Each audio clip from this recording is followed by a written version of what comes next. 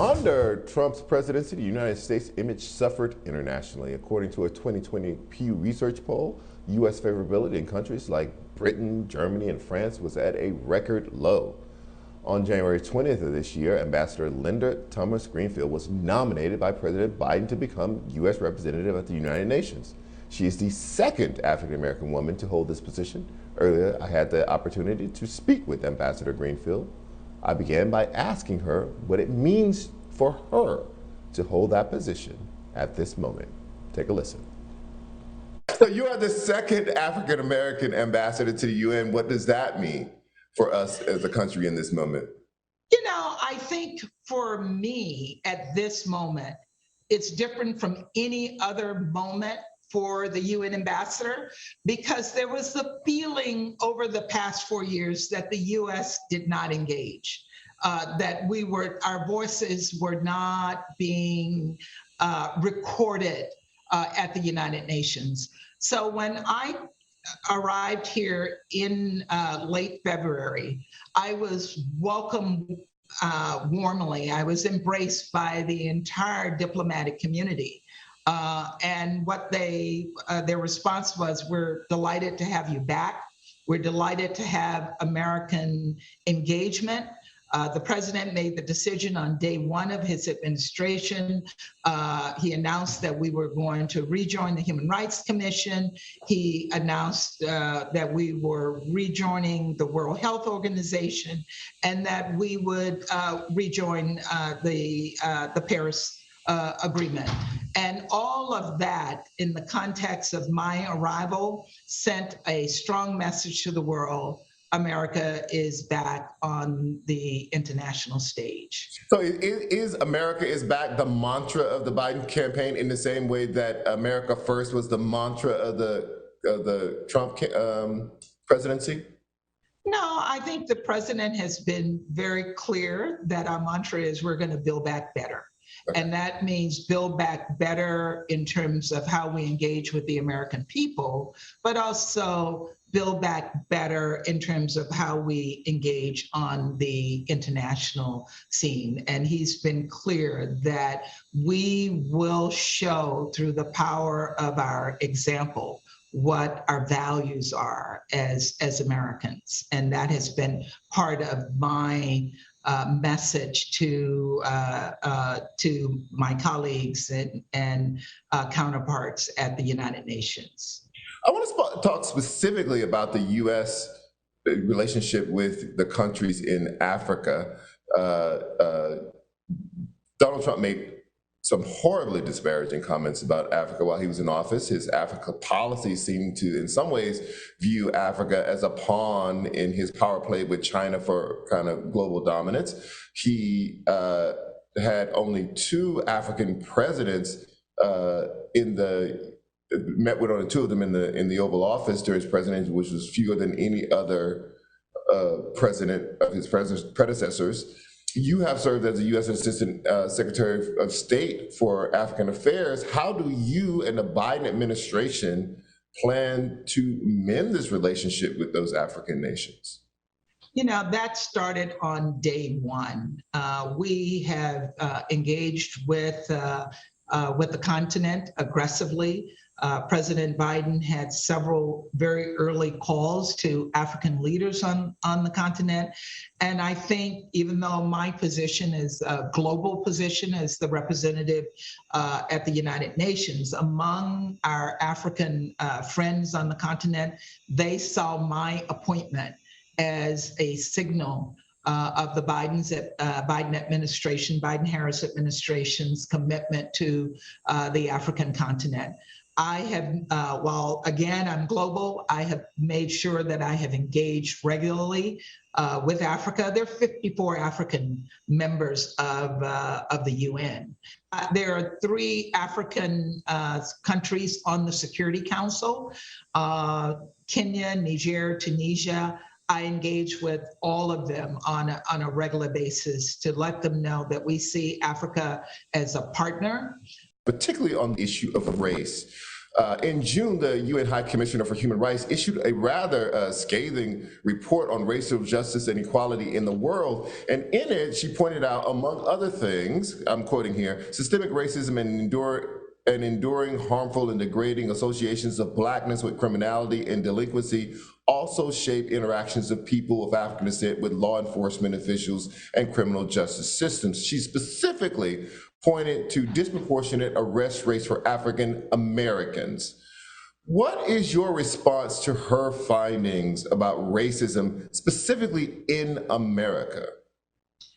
Well, the administration, and you've heard this from President Biden, is deeply dedicated to addressing issues of racial injustice. We're not hiding those issues.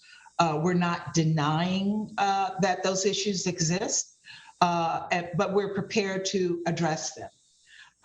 And we are prepared to look at the criticisms in a constructive way and see what the way forward is here in the United States. You may know that one of the things that I gave a speech on racism here at the United Nations in March, and I talked about systemic racism myself. I'm very much a voice on that issue.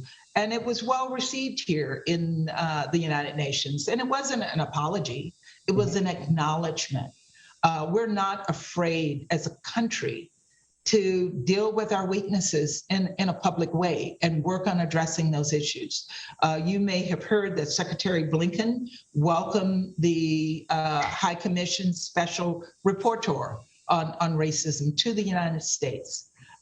This is, again, a reflection of our desire and our commitment to address issues of racism and to address the criticisms that are being lodged at us in a constructive way.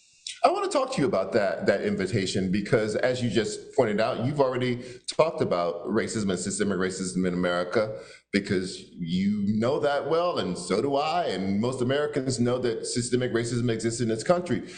When this envoy reports back to you, and what we are sure they will find because it's there, what does the Biden administration plan to do with that? How much more evidence do we need? Well, I think the real question is, how will the rapporteur address how the Biden administration is dealing with issues of systemic racism right now? No other administration has dealt more aggressively with this issue. We're dealing with issues of police reform. We're looking at how to address some of the inequities that exist in communities of color versus communities versus other communities. So again, I think we will look at this report. It's not going to give us something we don't know. I think that's what you were sort of getting at. But what we're looking also to see in this report is the recognition that these issues are being addressed here in the United States, and they're not going. This is historical. We're going back 400 years. You're not going to address these issues by one report or one response in 1 year. This administration has only been in power for just barely over 6 months. Well, we're at January 20th. We're more like at 8 months. So I think if we look at the actions that have been taken by this administration during this 8-month period, they're very positive, but it's not going to erase racism in 8 months. It took years to do this. It's going to take years to address the issues, but I think we can see, and I think I will say very clearly, I'm very proud of what this administration has done in the short period that the administration has been in power, and I think the commitments we've made are clear. And I was looking at a video recently of all of the members of cabinet. And I was very proud to be one of those members, but it's the most diverse cabinet of any administration ever in this country. We've come a long ways. We have a long way to go. So, two of our very close neighbors are in a bit of a crisis right now, and they happen to be neighbors with large percentage of people of African descent. Haiti's president has been assassinated. There's massive unrest in Cuba in the streets. There has been some criticism about the Biden administration being a little bit too slow off the mark and not having a sufficient policy to deal with those crises of our close neighbors. Well, how do you feel that the administration has responded, and will that response change in any way? I think we responded quickly, and we're continuing to respond to the evolving situation in both countries. I went to Haiti for the funeral of the president. I saw how volatile and tense the situation is on the ground. We responded immediately to the Haitian request for help in investigating the assassination of the president. Those investigations are still ongoing. We engaged immediately at the level of our ambassador with the various political leaders to encourage them, to urge them to come to a common agreement on the way forward, and they've done that.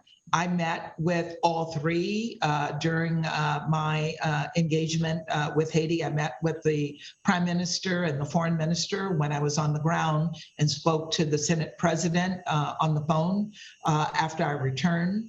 And we're continuing to actively engage in Haiti. The president on Cuba has made some very, very strong statements. He met with the Cuban American community yesterday, I heard on the news. We have imposed some sanctions on those individuals who've been engaged in arrest, and we've called for the country to respect human rights. The situation, again, is still evolving, but we're constantly engaged in both countries as I speak. Okay. The U.S. has shown some significant reluctance to sign on to and ratify some human rights treaties like the Convention on the Rights of Children. The argument has often been about preserving U.S. sovereignty if you sign on to these treaties. Will you push to change that and have the U.S. sign and ratify more of these human rights treaties, or not? I think where we are on these treaties, it's easy to have a treaty. What we want to see are people respecting human rights, respecting the rights of children, respecting the rights of aging populations. And a treaty is not necessarily the only way of promoting those rights. So we will look at each of these as they are put in front of us. We have to determine the extent to which they are in U.S. interests and whether in any way our own sovereignty is compromised. But our commitment to human rights, whether it's for children or LGBTQ or women or the aged or any group, our commitment is not in no way compromised by us, how we address these treaty issues. So I've read that you are going to be at the Olympics for the closing ceremonies to be with the athletes. Some of them have openly protested a lot of them or have been African Americans protesting treatment of African Americans in this country. They've taken a lot of flack for that. How do you feel about our athletes protesting America at the Olympics on the world stage? I am so proud of what our athletes have accomplished on the field there. Their voices are respected. The Olympic Committee has said that they will not punish athletes for expressing their political views. There's a history among African Americans using this platform to make sure that they express their views. They're criticizing treatment. They're not criticizing our country. Our country supports them. and they have represented our country extraordinarily well, and we're so proud of them. And I am honored that the president selected me to go to the closing ceremony to honor American athletes there. I will also be meeting with the refugee athletes. These people are coming from countries where they've been persecuted, but yet they have the same competitive spirit that other athletes have brought to the competition field. And so I think we need to honor all of them. Ambassador, I want to thank you for your time. I really appreciate it. Thank you very much, and I've enjoyed speaking with you. Thank you. I want to thank Ambassador Greenfield again for her time. More Prime after the break.